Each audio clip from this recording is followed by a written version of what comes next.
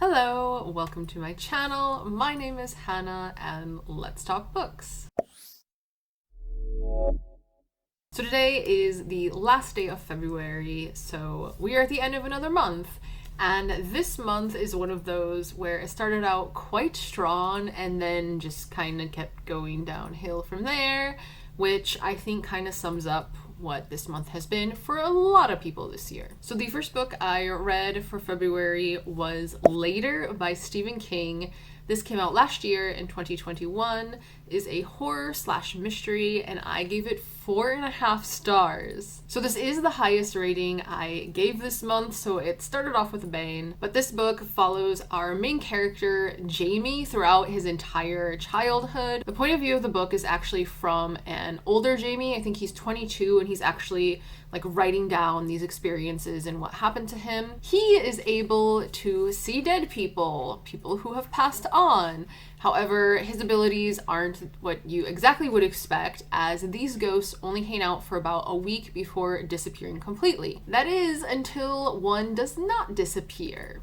His mother is really freaked out by this, so she convinces him not to tell anyone.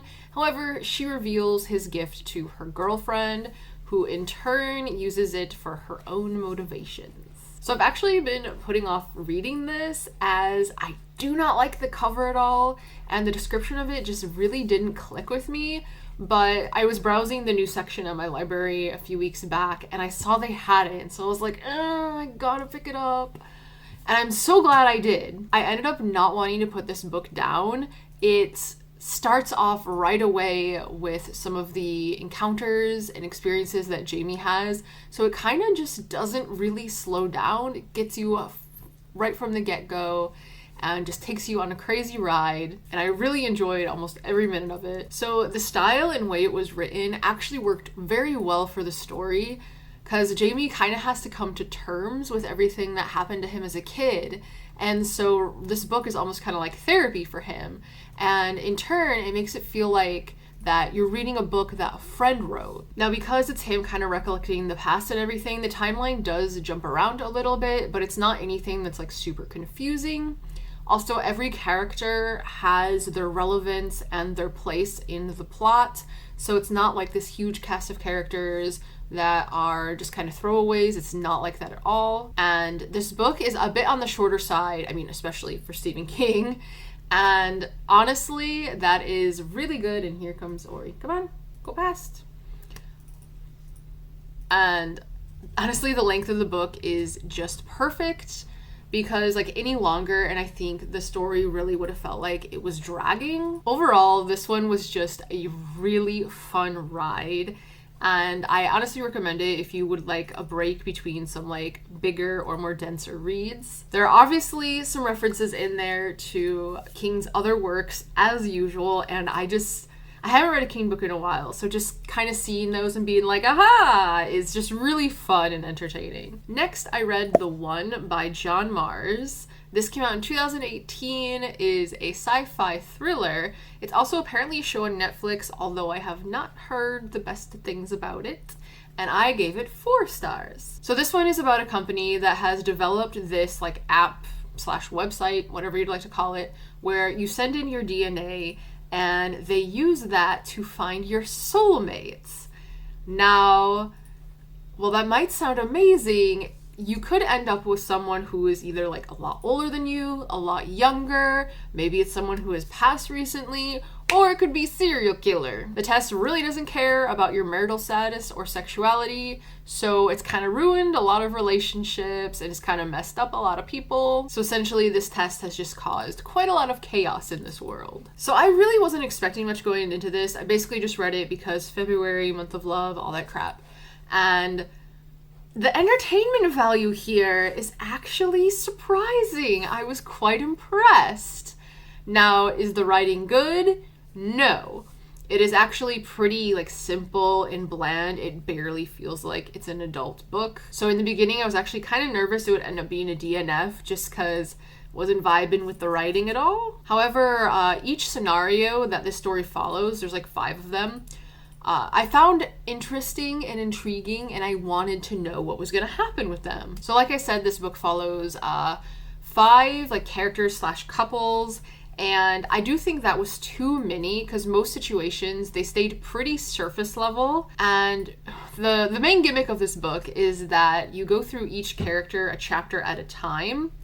And I have written down the characters' names, and it stays like the same order throughout the entire story. So you start with Mandy, then Christopher, Jade, Nick, and Ellie. And I did appreciate that like it stayed in that order. It pretty much just kept repeating, because I actually had an issue of kind of remembering who the characters were, like who was who and everything. It would take me maybe a paragraph or two to remember like who this was and what their situation was. The chapters are pretty short though, which that might have been why I had a hard time remembering. So it was kind of like this revolving door of plot lines. So my rating definitely is just for the entertainment value of this, as this is definitely more of a tell instead of a show book, especially with all the plot lines it's trying to follow. But obviously, since it's a thriller, I expect a lot of twists and turns, which that's where most of that entertainment value comes from. The concept is interesting, but like the characters themselves, they're all pretty much horrible people, so it's kind of hard to find someone to root for. But if you're just kind of looking for a quick and easy thriller with a little bit of romance thrown in, especially for this time of year, then I definitely recommend this one. So next, I read it for the meme, and that is Planet Barbarians by Ruby Dixon. This came out back in 2015. It is a sci-fi romance, and I also rated this 4 stars. So in this one, women are abducted from their beds by this alien race. The spaceship carrying them like malfunctions. We don't really know what happens. And they are all left on this ice planet until the aliens can return for them. However, a different, hornier set of aliens finds them. So even though I read it for the meme, I actually ended up being pleasantly surprised by this book. It's actually really humorous and very self-aware, so like it doesn't take itself too seriously, and I honestly think that's what makes this book, is just the humor in it. Also, the author has said that this is the darkest book in the series, so there were actually some horror elements in here that really surprised me and made me squirm at some moments. And also, content warning, which the author also gives at the beginning of this book. There is a very brief rape scene in the beginning, but apparently there's nothing else like that in this entire 22 book series. The author herself said that she wasn't kind of sure like what direction she wanted this book to go in then. So the beginning here is kind of different tone than the rest of the series. But essentially, this is a survival story through and through. It just really kind of surprised me at every turn, because it's these women, they're literally in like this part of this spaceship, and it's a freaking ice planet. They don't have the clothes to survive, they don't have food, weapons, anything. So them trying to kind of like come together and survive is actually pretty brutal. I mean, not everyone makes it, kind of thing. And on top of that, like the spicy scenes actually don't feel like awkward or forced at all. There's actually kind of like a lovely buildup of tension between the two main characters. And the main person we follow here is this woman named Georgie, and she constantly puts the other women before herself, and like getting like physical with the aliens is not like the top priority at all. This book does remind me of fan fiction, like that's kind of the style that it's written in. So if that's something that you read quite a lot, that would probably appeal to you quite a bit. But the fact that there's actual like plot and banter between the characters, it is quite funny, and I actually laughed out loud a few times. So if you are looking for something a bit more spicy, that is more than about just like getting in the character's pants, I definitely would recommend this, and you might end up being as surprised as I was. Next, I read Heartstopper Volume 1 by Alice Osman, or Osman, I'm not exactly sure. This came out in 2018 and is actually self-published, which is pretty impressive. This is an LGBT romance graphic novel, and I also gave this 4 stars. So this follows Charlie, who's a highly strung, openly gay overthinker, and Nick, a cheerful, soft-hearted rugby player. They meet at their British all-boys grammar school, where the friendship blooms quickly, but there could be something more. So this is extremely quick to read. Like, I mean, even you could see, like, it's quite short. And, like, the panels are really big. So this really flies by. And I know you're not really going to be able to see for me quickly flipping through the book, but the art style I'm very unsure about, just because it can be like really clean and crisp in one panel and then it's like super sketchy in the next page kind of deal. However, this is a cute story about like figuring out your sexuality and finding your inner strength and like standing up for yourself. The main characters are pretty lovely people. However, I don't think this is a series that I would like seek out and buy, and if my library just happens to have the second volume, then that's kind of like the only way I'd continue with it, which is actually why I picked this up. Like, I know it's a really popular series, and so I saw this on the shelf in my library and I was like, oh, let's give it a try. I think I kind of wish it just would go a little bit deeper, as it just kind of like stays a little too surface level for me. Next, I read Chosen, The Enchanted Trials, Book 1 by Shelby Hild. This came out in 2020, is a YA fantasy, and I gave it 4.5 stars.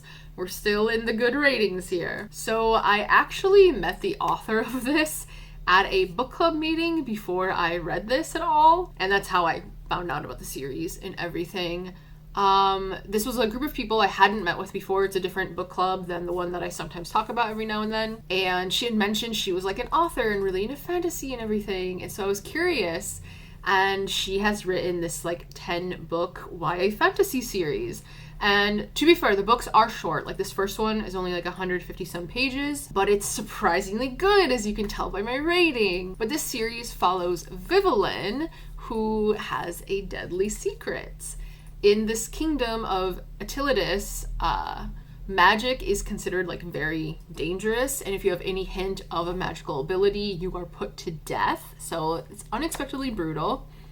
And also, every citizen excitedly awaits the Enchanted Trials, a competition that's held when a royal comes of age and must choose a match. So there's like weird little Bachelor vibes in there as well. And then I'm just going to read this paragraph straight from Goodreads because it really describes it well. Vivian Minette is a talented artist from the small town of Treeland who dreams of raising her family's fortune by becoming a famous painter. So when she is chosen to compete for the heart of Prince Aidan, an opportunity of a lifetime, she should be ecstatic. But while everyone else in Treeland is celebrating her newfound fame, she's terrified that her secret will be discovered. Magic runs through her veins. So I actually experienced this story through audiobook, which I 100% recommend. The narrator here is absolute perfection. Like, I don't think I've heard a better narrator than this one, and I don't even know the person's name. Gosh, I should have tried to figure that out beforehand.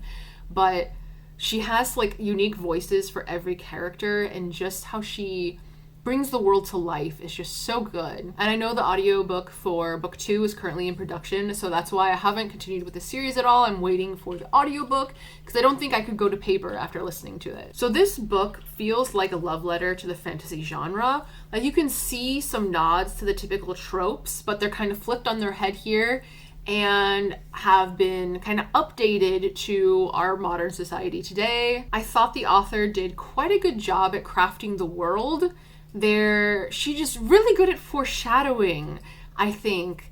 And one thing I really enjoy about this book is that, honestly, this is for like all ages. I feel like even middle grade could potentially read this, because there are some things where if you're an adult reading it, you'll definitely catch on and kind of see, okay, apparently we're going to do this, and kind of see and understand more of like the subplot lines that are going on, where if you're younger, you might not catch on to that.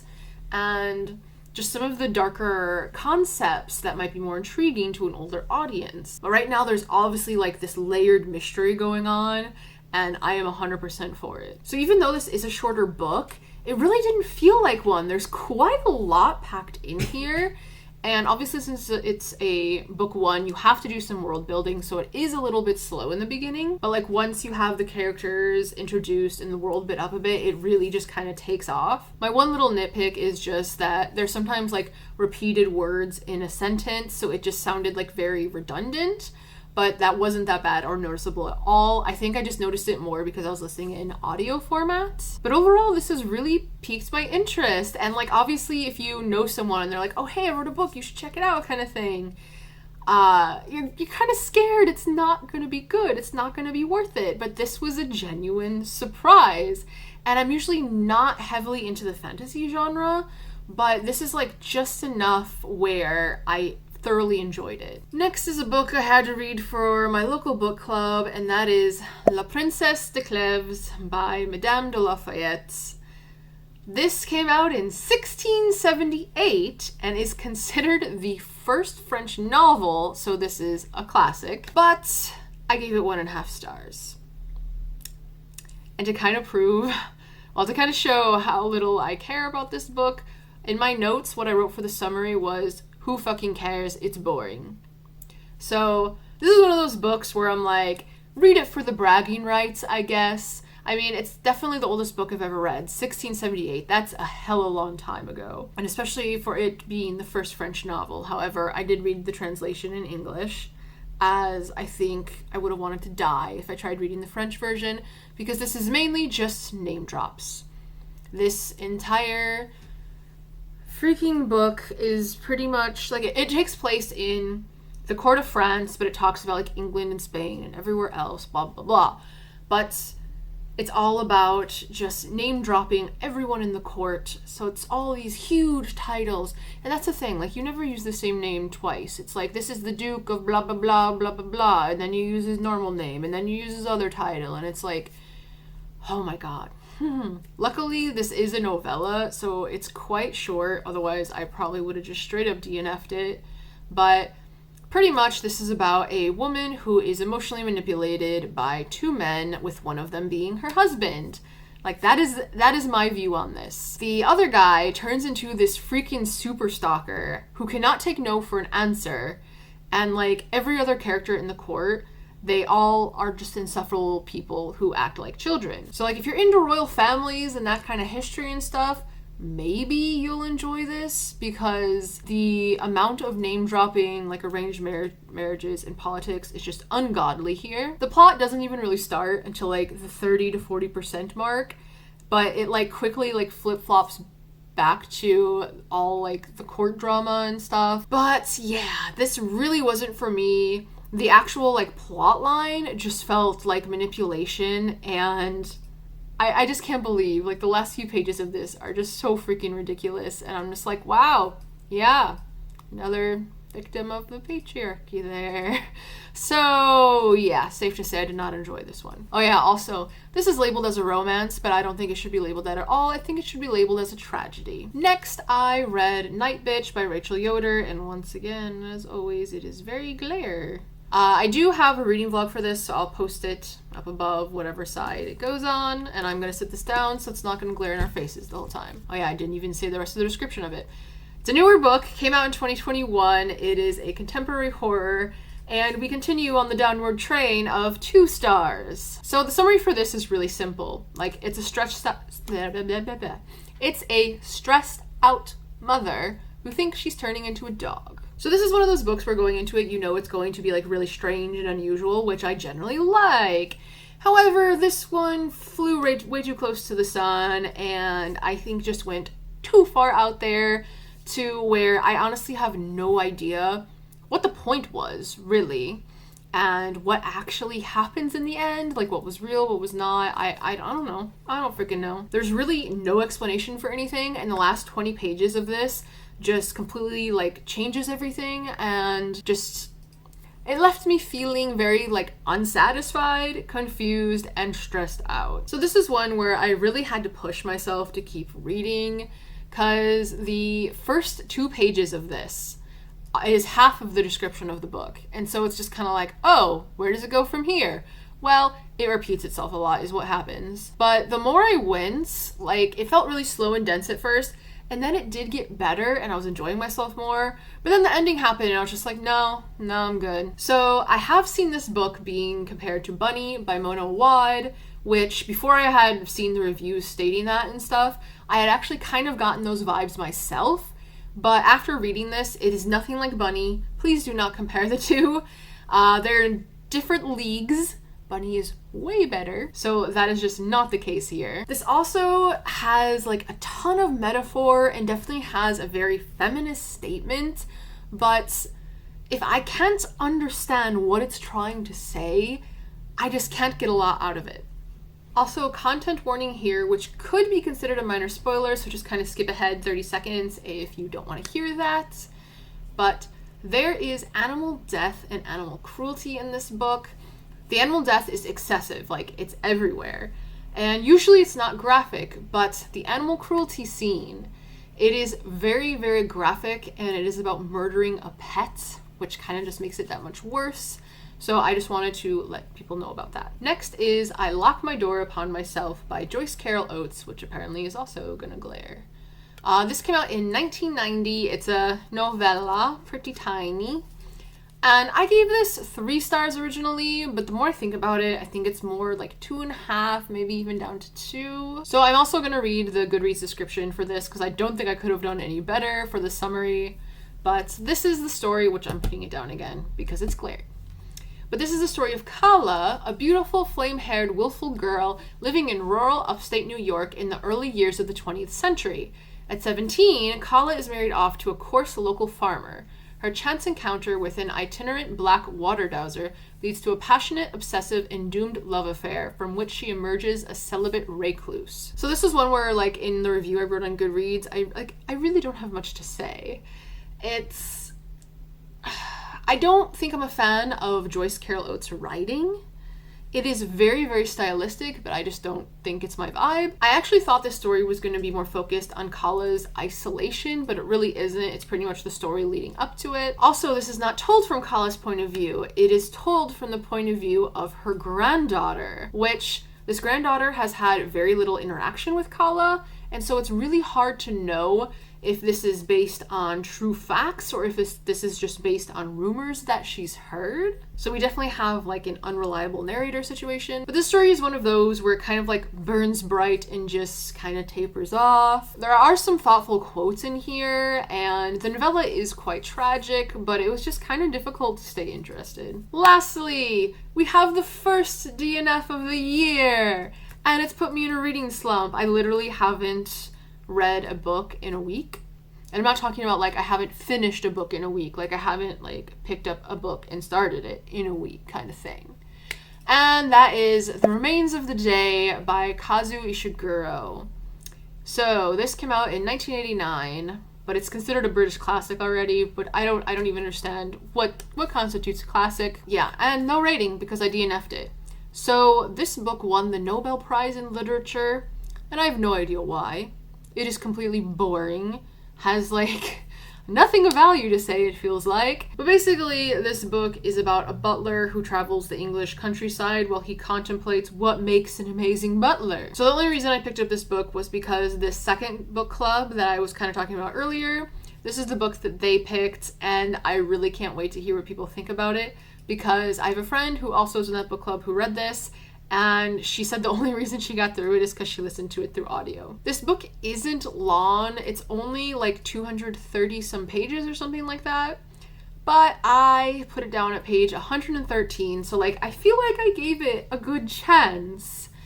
But I put it down because I thought it was going to put me in a reading slump, and it ended up doing it anyway. But there was just nothing here that I found interesting, and the characters had zero personality. Like, the butler guy was pretty much, everything about him was like a robot, and the way he described the other characters is like they were robots, and so it was just like, I don't care. But pretty much he went on this fucking road trip, and he's like reminiscing about the past, and other butlers, and what makes him so great, and what makes them great, and it's just, I don't care.